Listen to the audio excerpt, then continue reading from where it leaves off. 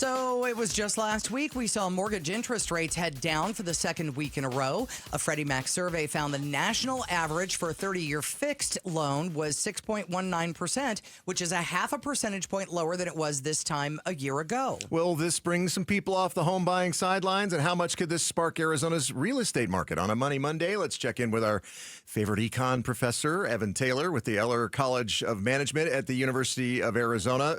Evan, what do you think? Yeah, I think this will help a little bit for sure. So compared, like you said, compared to a year ago or earlier in June, say, interest rates were more around 6.7, 6.8. So 6.2 is going to be, that'll save someone about $125 per month on their mortgage if they're buying a medium price home in Arizona. So $125 a month is quite a bit. So that's maybe 5% cheaper mortgage payment. So yeah, that'll help. It's not gonna, it's still not getting close to where we were, say, in 2021, where rates were 3, but I don't think that's gonna happen anytime soon. Evan, you just bum me out is what you do. So now let's talk about some people who have maybe been hanging on to their house for a while because prices here have been a little bit depressed, and we've seen people on the market lowering their prices by $5,000, $10,000, et cetera, trying to get more money. Maybe they're saying, okay, well, is this a sign for me to jump in because there could be a feeding frenzy? Doesn't sound frenzy-ish, does it? Really? Maybe they're just feeling a little peckish. I don't know. Yeah, I don't think we're gonna see like a bidding frenzy like the housing market 4 years ago was crazy. If the houses were going just cash payments, and there were bidding wars, and you put a house on the market and it'd be 3 bids by the end of the day. We're not seeing that at all, and we probably won't see that soon. But definitely 6.2 versus 6.8 is going to make a difference. And if you're trying to sell your house, you have a better chance now than probably 6 months ago.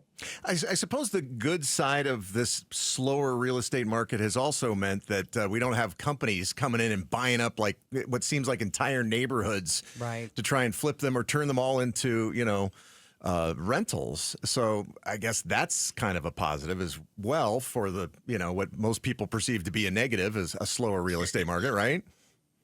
Yeah. I think we've maybe seeing less of that. I'm not sure, to be honest. Okay, that's fair. That's one of those wait and sees, I guess. Yeah. I want to change tacks on you here. Last week, an analyst from Wallet Hub said Arizona's employment picture is actually the second best in the country. Arizona unemployment claims for the last week of November were down 35% over the previous week and 23% lower than last year. And, taking a look at it from your brainiac and mathematical perspective, do you agree that the employment picture is looking really good here? I think that overstates it a little bit.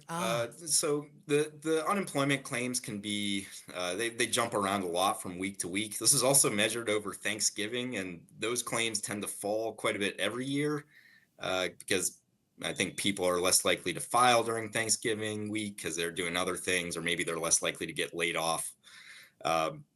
So I think the unemployment picture in Arizona is pretty good, but I wouldn't say second best labor market in the country. We're more middle of the pack when it comes to things like the unemployment rate. Also, the initial claims, they only really pick up half of the labor market, and they're picking up the half that we know has been pretty good, which is that there's not been a real large increase in layoffs sort of anywhere around the country. The problem has more been on the hiring side, where hiring is really slow. So I think the Arizona economy is doing okay, but I don't think that Arizona's labor market is second best in the country. Okay. Unfortunately. You are harshing my mellow again, Evan, with your logic and your math. You don't appreciate that. She doesn't like to deal with reality, Evan. It's not your fault, okay? Sister Mary Sunshine over there helping us out with our seasonal depression. Okay. Thanks a lot. That is economics professor Evan Taylor with the Eller College of Management at the University of Arizona, joins us for Money Mondays here weekly. He's never coming back. He's had enough of me. Yes, he is. You just stop. President Donald Trump has been pretty spot on when it comes to talking about the issues his supporters want to hear about and saying what they want to hear on those issues. But is he now missing the mark when it comes to affordability, one of his winning issues in 2024? ABC News political analyst Steve Roberts joined us. And Steve, when the Democratic Governors Association met here in Phoenix over the weekend, their chairman, Andy Beshear, Kentucky governor, said that, and I'm quoting here, paying the bills today is absolutely critical to talk about going into the midterms, something most Democrats missed in 2024. So is President Trump now kind of missing the boat? I think so, and it's kind of astounding because, as you point out quite accurately, Donald Trump over many years now has proven himself to be very shrewd and very adept at sensing the American mood, sensing what bothers people, whether it's immigration on the southern border, whether it's cultural issues and wokeness, and whether it's sort of the greatness of America. He's the single biggest reason why he's been elected twice. He's a very shrewd reader of the American mood. But the difference is he's now a president, not a challenger. It's very easy as you're a challenger to say the incumbent's a bum. Prices are too high. He's mismanaging the economy. Bidenomics was a fraud. And that was the single biggest issue that Trump rode into the White House. But now he's the president. He's responsible for the economy. And a Gallup poll just this week, only 27% said the economy is improving. 68% said it's worsening. Now, that's obviously going to include a whole lot of Trump voters. But he's now the president. He keeps trying to blame Biden for the problem. And it is true that inflation under Biden was worse than it is now. It's about 5% a year under Biden, about 3% a year under Trump. But you can't be the president and be as powerful as he is and as outsized as he is and as dominant as he is and then say, oh, by the way, on this one issue, it's the other guy's fault. It's a totally mixed message. And he does seem to be tone deaf. He does seem to be out of touch with the issue that bothers voters, including his own supporters, every day in their own lives.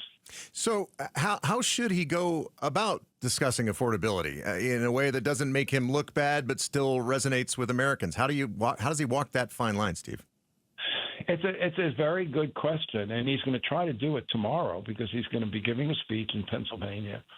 But the problem for Trump is he's incapable of admitting weakness. He's incapable of admitting failure. All he wants to do is say we're in a golden age and I'm the best president in the history of the country. He seems incapable of admitting that he has a problem and that the economy has a problem. And so what I expect to hear tomorrow from him is more blame of Joe Biden. His own Secretary of the Treasury, Scott Bessent, yesterday on TV did exactly that. Every question he got on the economy, he kept saying the word Biden as often as possible. And look, from a purely economic point of view, it's true that they inherited a bad economy from Biden. But from a political point of view, that doesn't wash. People are going to blame whoever is in office. Yeah. And Trump should know that because that's one of the reasons he won last year was blaming the bad economy on Biden. ABC News political analyst Steve Roberts joining us. And, we talked a little bit about the Democratic Governors Association meeting here in Phoenix and kind of plotting out what the Democrats would like to see happen in the midterms. Obviously, they would like to see wins and building on a couple of wins just a couple of weeks ago. So, their focus is the economy, and it was James Carville who came up with "It's the economy, stupid." I mean, I think that you can't lose talking economics. No, you can't, particularly when you're the challenger party and people are in a bad mood. Let's remember the last three presidential elections, right? Last three, the challenger won. The incumbent party lost. There has been a sour national mood here for a decade. COVID made it worse, but it predated COVID. And, it's one of the reasons why Trump beat Hillary Clinton in the first place. There's been a consistent question that pollsters ask over and over again. Is the country headed in the right direction or down the wrong track? Wrong track has been at 2/3 or 3/4 for a decade now.